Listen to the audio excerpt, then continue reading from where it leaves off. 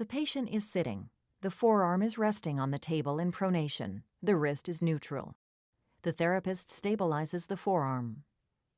To assess wrist ulnar deviation, the therapist grasps the metacarpals from the radial aspect of the patient's hand.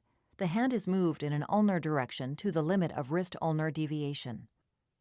To assess wrist radial deviation, the therapist grasps the metacarpals from the ulnar aspect of the patient's hand. The hand is moved in a radial direction to the limit of wrist radial deviation. The end feel for ulnar deviation is firm, and for radial deviation is firm or hard. The patient is sitting. The forearm is resting on the table in pronation. The wrist is neutral. The therapist stabilizes the forearm. The axis is placed on the posterior aspect of the wrist over the capitate bone. The stationary arm is along the midline of the patient's forearm, and the movable arm is parallel to the longitudinal axis of the shaft of the third metacarpal.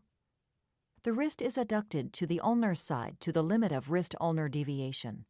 Note, the use of the term adducted is correct relative to referencing anatomical position. The wrist is then abducted to the radial side to the limit of wrist radial deviation. Substitute motions to watch for include the